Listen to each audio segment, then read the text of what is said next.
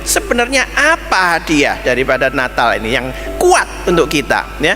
Yang kuat untuk kita adalah bahwa Allah itu menentukan dari awal Yesus Kristus dan kemudian kita untuk bergabung menjadi satu kesatuan, jadi anak-anak Allah. Kalau kita lihat kitab Kejadian, pada mulanya Allah menciptakan langit dan bumi. Tetapi Yohanes mendahului kitab Kejadian, bukan ngomong soal penciptaan, tetapi Yohanes pasal 1 ayat 1 dan 2 ngomong pada mulanya adalah firman, bukan penciptaannya, tapi sebelum penciptaan. Sebelum penciptaan ada siapa? Ada Allah, dan Allah ada firman-Nya. Katakan firman itu bersama-sama dengan Allah, dan firman itu adalah Allah. Kalau Allah itu adalah selama-lamanya ada, pada awalnya, sebelum semuanya ada, pada mulanya Allah itu yang ada duluan, maka firman, yaitu kata-kata Allah itu ada bersama-sama dengan Allah, karena dia juga adalah Allah, ya. Ia bersama-sama dengan Allah, dan ia mempunyai gelar, mempunyai istilah anak Allah. Dan itu bukan berarti firman ini dilahirkan oleh Allah, bukan itu, tetapi ini firman bersama-sama dengan Allah, dan dia adalah Allah, dan gelarnya adalah anak Allah. Dan istilah anak Allah ini pun disebut juga di dalam Yohanes 1 ayat 14. Kita baca sama-sama. Firman itu telah menjadi manusia dan diam di antara kita, dan kita telah melihat kemuliaannya, yaitu kemuliaan yang diberikannya sebagai anak tunggal Bapa, penuh kasih karunia dan kebenaran. Jadi Yesus Kristus lahir di dunia, posisinya dia, statusnya dia adalah anak tunggal Bapa. Dan kita bagaimana? Apa urusannya dengan saya?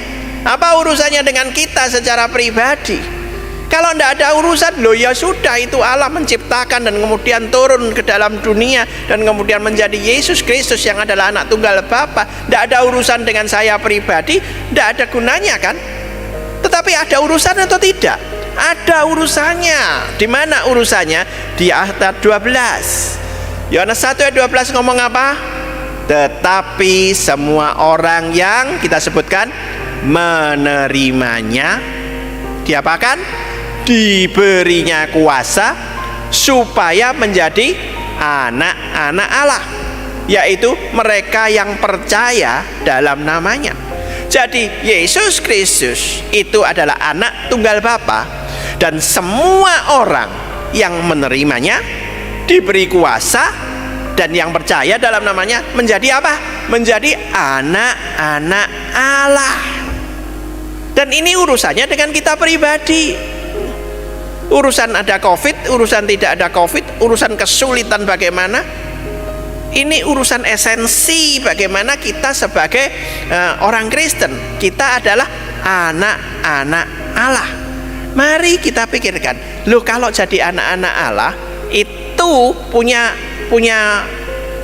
efek apa, punya kelebihan apa, punya hasil apa, ya, punya warisan apa, punya fasilitas apa. Menjadi anak-anak Allah paling enggak punya warisan ini. Pertama, status anak Allah. Contoh tadi, status anak petani dan status anak raja itu sangat berbeda, betul ya? Sangat berbeda. Makanya anak raja tadi harus belajar banyak. Kenapa? Mungkin waktu di kalangan petani kebiasaan makannya beda. Di tengah sawah makannya, alam terbuka makannya, ya. Mungkin makan ikan sama pete sama sambal, enak ini ya.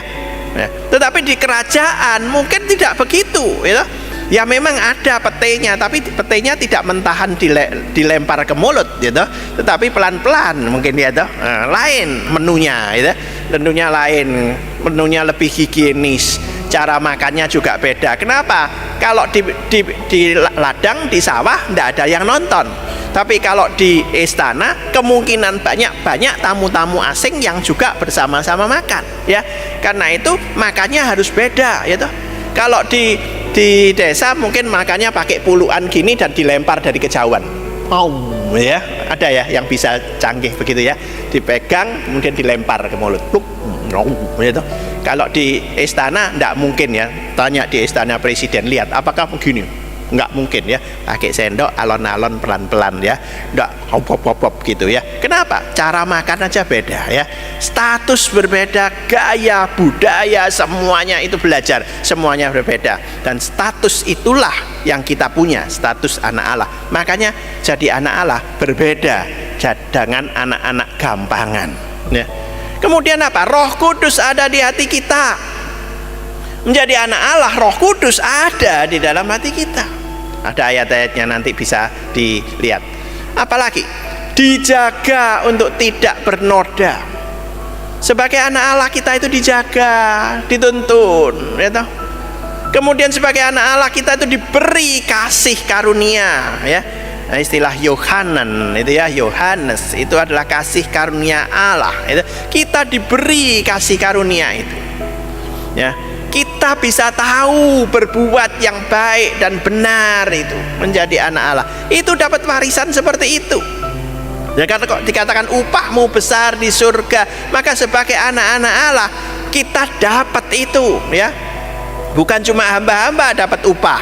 Anak-anak Allah sungguh-sungguh dapat sesuatu yang besar di surga. Anak-anak Allah bisa mengasihi musuh. Kalau bukan anak Allah nggak bisa mengasihi musuh, betul? Membenci musuh umum. Kalau ada sesuatu balas dendam biasa. Tetapi sebagai anak Allah beda, bisa mengasihi musuh, termasuk musuh yang ada di dalam keluarga. Ya. Itu bedanya anak-anak Allah dan bukan anak-anak Allah. Ya. Apalagi dipimpin dan disaksikan oleh Roh Kudus bahwa kita adalah anak Allah. Nanti kalau kita pulang, kita nggak bisa ngomong apa-apa, tapi Roh Kudus bersaksi bagi kita.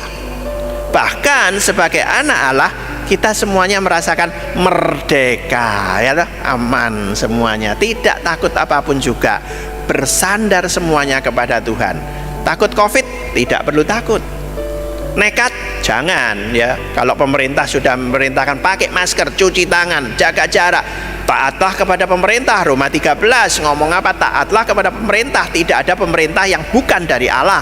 Jadi pemerintah model apapun juga Allah yang mengizinkan terjadi. Taatlah pada pemerintah ya, termasuk urusan bayar pajak dan lain-lain. Tetapi orang yang mengikuti perintah-perintah Allah sebagai anak Allah akan merasakan hatinya bebas, tidak tertekan apapun juga ya.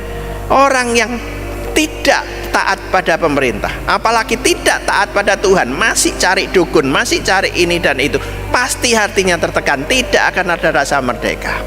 Karena itu sebagai orang-orang Kristen, apa seharusnya?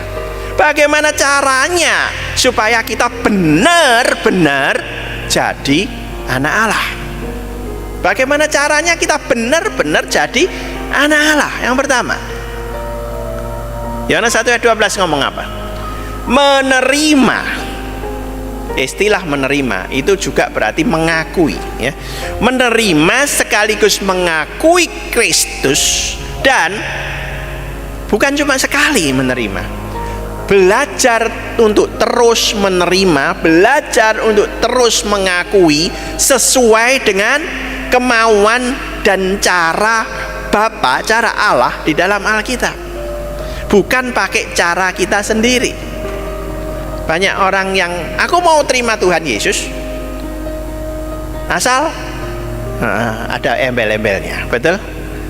Ada seseorang yang bersaksi ngomong, Pak, kalau saya disembuhkan oleh Tuhan, Bapak doakan saya disembuhkan, saya akan percaya kepada Yesus, saya akan masuk gereja. Kalau enggak disembuhkan, ya enggak, ada syaratnya. Jadi anak Allah tidak pakai syarat ya. Seringkali orang percaya mau ngomong aku mau jadi anak Tuhan, asal ada syaratnya. Kita bukan cari Tuhannya, tetapi apa? Cari berkatnya. Betul ya? Kalau aku ikut gereja, aku dapat apa? Kalau aku ikut Tuhan, aku dapat apa? Kalau aku ikut melayani Tuhan di dalam kemajelisan, kepengurusan dan lain-lain, aku dapat apa? Dan kalau kita sudah memikirkan yang itu, aku dapat apa? Pasti itu bukan mengarah sebagai anak-anak Allah. Karena dia tidak mengakui Kristus, tidak menerima Kristus, dan tidak belajar terus di dalam menerima Kristus, tapi cuma mau menerima berkat daripada Kristus. Hati-hati. Tipis bedanya menerima Kristus dan menerima berkatnya Kristus. Menerima Kristus, menerima sumbernya semuanya, dan semuanya pasti diberikan kepada kita. Amin. Kalau kita cuma lihat berkatnya, maka kita milih berkat yang saya suka dan saya mau. Mari kita berhati-hati di sana ya. Menerima itu artinya apa? Sungguh-sungguh menerima apa adanya, mengambilnya, memegang teguh secara aktif ya, bukan subjektif, tetapi sungguh-sungguh fakta ya, tetapi sungguh-sungguh ya, tidak subjektif, tidak pasif, tidak terpaksa. Dan ini menerima Yesus yang tidak terpaksa. Banyak orang Kristen nggak apa-apa wis, kalau aku sembuh, kalau kondisi keuanganku membaik, kalau, dan ada banyak kalau yang lain, kalau anakku lulus ujian, kalau aku punya anak, kalau aku punya cucu, kalau dan lain-lain dan lain-lain. Mari kita pikirkan, menerima apa adanya Tuhan Yesus Kristus, bukan cuma menerima sesuai dengan kepikiran kita. Orang Farisi memandang Yesus seperti pikirannya sendiri. Yesus itu Mesias. Mesias itu datangnya harus sebagai raja. Kalau sebagai raja pasti punya pasukan. Kalau punya pasukan pasti kuat dan bisa mengalahkan Romawi dan membebaskan Israel. Kalau datangnya Yesus seperti ini, tidak punya apa-apa, ini pasti bukan Mesias gitu. Kalau dikatakan sebelum Abraham ada, berarti Allah ini berapa gitu? Allah ini satu, kenapa ini ada Allah lain gitu? Dan ini yang terjadi karena apa? Karena orang Farisi memikirkan Allah sesuai dengan pikirannya ya. Tetapi Yesus memberikan wawasan yang berbeda, wawasan yang benar, dan membuktikan dengan dirinya bangkit dan naik ke surga yang dilihat oleh banyak orang, membuktikan bahwa dia adalah Allah. Tapi Allah yang sama, Allah yang satu. Bukan berarti kalau Yesus ada di dunia kemudian surga kosong karena Allah boyongan ke dunia, tidak. Tetapi Allah yang satu yang ada ini yang menyelamatkan kita. Mari kita sama-sama pahami ini ya. Dan pada saat Thomas ketemu Yesus Kristus yang bangkit, apa yang dia rasakan? Dia kagumnya luar biasa. Dia melihat dahsyatnya Allah. Orang Yahudi susah sekali ngomong ya Tuhanku, ya Allahku. Thomas melihat Yesus yang bangkit, langsung bisa ya Tuhanku, ya Allahku. Karena selamanya orang Yahudi melihat ya Tuhanku, ya Allahku ya adalah YHWH, Yod-He-Vav-He, Yahweh ini ya. Kalau disebut Yahweh juga salah gitu. Nah, ya itu ya, cuma satu itu. Tetapi begitu melihat Yesus, ini loh YHWH ini loh Yod-He-Vav-He inilah Allah, ya Tuhanku, ya Allahku. Luar biasa. Mari kita menerima dia. Jangan sampai tunggu seperti Thomas. Oh, kalau gitu aku kepengen seperti Thomas. Aku mau melihat Yesus. Kalau Yesus itu betul-betul Allah, kalau Yesus itu betul-betul Tuhan, maka aku percaya. Telat. Yesus tidak pernah diangkat jadi Tuhan. Yesus memang Tuhan sejak awalnya. Kalau kita menunggu melihat Yesus itu Tuhan, telat. Ya, kita nanti sampai di surga. Oh iya ya, Yesus Tuhan ya. Aduh, kok aku telat ya percayanya. Ya wis, tidak jadi masuk surga, masuk di tempat lain. Percuma toh kita, percuma kan? Mari kita sama-sama pikirkan. Yang kedua, menerima kuasa Yesus Kristus dan terus menggunakan kuasa itu. Anak tadi sudah diberi kuasa untuk tinggal, untuk berstatus, untuk berbuat sebagai anak raja. Belum jadi raja, tapi masih menerima kuasa di dalam proses. Tidak langsung dari anak petani langsung jadi raja. Ada proses. Kuasa itu adalah hak. Kuasa adalah privilege, adalah hak istimewa yang subjektif, pribadi hanya untuk dia. Dengan bentuk apa? Dengan penguasaan macam-macam, entah kompetensi khusus, pengenalan khusus, kebijakan khusus untuk dia, untuk siap menjadi raja. Yang dia pada saat di petani tidak dapat itu. Di petani cuma dapat ilmu tanaman, ilmu lain-lain, tetapi ilmu politiknya, ilmu perangnya, ilmu yang lain-lain tidak dapat. Demikian kita sebagai orang biasa, kita dilengkapi oleh firman Tuhan. Kita punya kuasa, diberikan kuasa untuk belajar dalam firman Tuhan, untuk menguasai kompetensi-kompetensi yang ada dalam firman Tuhan dengan kekuatan yang daripada Tuhan, dengan kekuatan Roh Kudus. Ada satu hal yang aneh kalau kita lihat sebagai orang percaya. Orang yang nggak percaya belajar apapun tentang firman Tuhan ini susah untuk mengerti. Kalau orang nggak percaya belajar Alkitab, soal apapun, soal Yesus, soal Trinitas, soal apapun, susah untuk mengerti. Tetapi bagi orang yang percaya,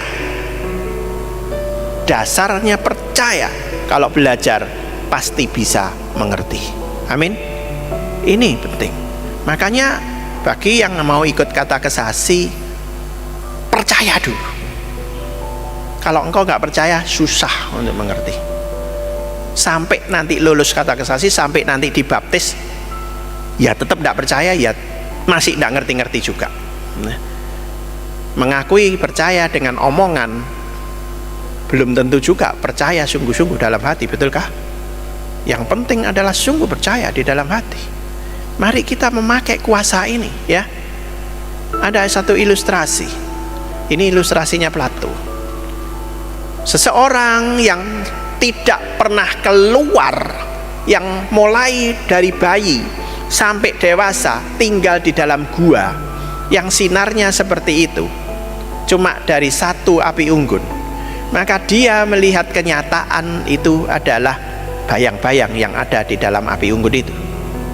Tidak melihat apa-apa, tidak melihat kuasa. Berarti kuasa, kekuatan terang, kekuatan itu ya cuma sebatas itu. Redup, bergoyang-goyang, ada bayangan. Bentuk saya bagaimana tidak tahu, bentuk saya ya cuma kelihatan dalam bentuk bayangan saja, tidak ngerti. Itu jadi faktanya. Tapi berbeda dengan orang yang keluar dari gua itu dan melihat terang dari matahari. Beda. Terang matahari itu kuat sekali. Terang dari api unggun itu lemah sekali. Padahal tadinya mulai kecil sampai besar cuma tahu terang yang kuat, ya terangnya api itu. Seseorang yang belum menjadi anak Allah, yang belum ketemu dengan Tuhan Yesus, dia cuma lihat terang yang ada di dunia itu, oh cuma seperti ini saja. Tetapi kalau dia sudah diberi kuasa, dia mengerti dan percaya, maka dia melihat terang yang serius, terang yang luar biasa, yaitu Yesus Kristus. Dia melihat terang yang luar biasa, betul? Di dalam dia, di dalam Kristus ada hidup.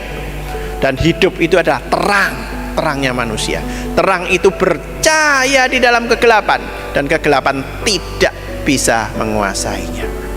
Kuasa terang itu untuk menjelaskan bahwa saya betul anak-anak Allah, betul? Kalau kita punya terang itu, kita terang api unggun apa terang matahari?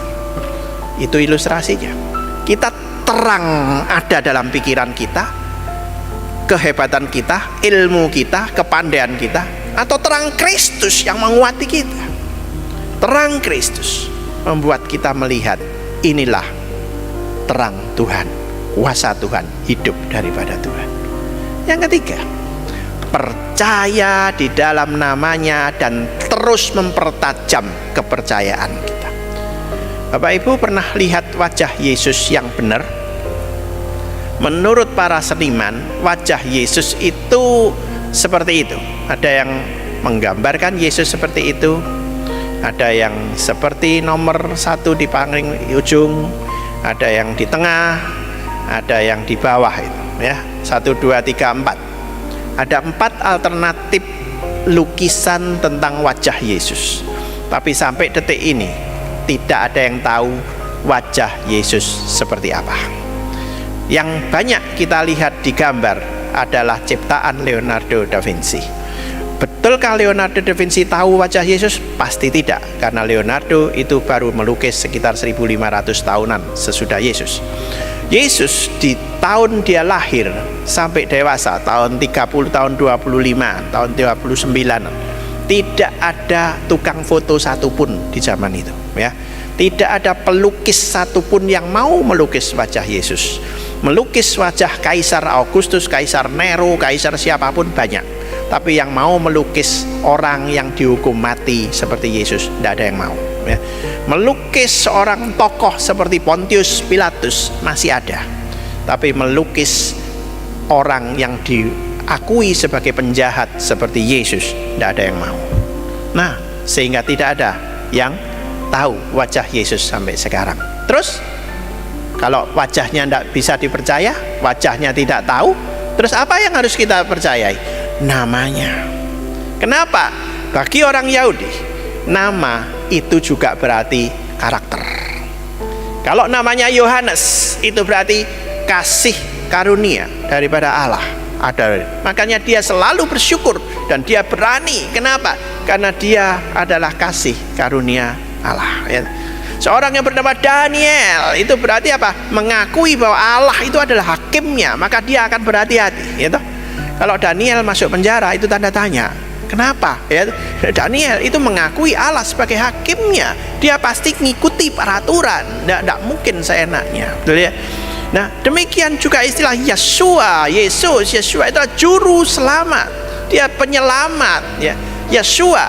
Dan dikatakan Masiah itu adalah diurapi kan? Juru selamat yang diurapi secara khusus. Yesus bentuknya seperti apa, wajahnya seperti apa, badannya seperti apa, nggak tahu. It's okay, nggak tahu. Tapi namanya kita diminta apa? Percaya dalam namanya. Bukan percaya dalam wajahnya, bukan percaya dalam bodinya, bukan percaya dalam apa-apa yang lain, tapi percaya di dalam namanya. Amin. Percaya dalam namanya. Namanya adalah Yesus Kristus, Yeshua HaMashiach, Isa Al-Masih. Versinya macam-macam, tetapi artinya adalah juru selamat yang diurapi secara khusus. Percaya dalam bentuk present participle artinya apa? Sepanjang hari, sepanjang saat, tidak pernah sesaat pun berhenti untuk percaya. Tidak ada saatnya sebentar saja untuk pause. Aku tidak percaya, cek sebentar, nanti tak percaya lagi. Tidak ada. Kalau percaya akan terus belajar untuk mempertajam keyakinan percayanya, dan itu terus menerus, dan itu belajar. Nah, sudahkah kita? Sudahkah kita? Kalau kita sudah melakukan itu, maka berbahagialah kita keluar dari tempat ini. Aku sebagai anak Allah. Amin. Mari kita baca sama-sama. Banyak kata-kata ini, tapi kita baca sama-sama bersama. 1, 2, 3. Aku anak Allah.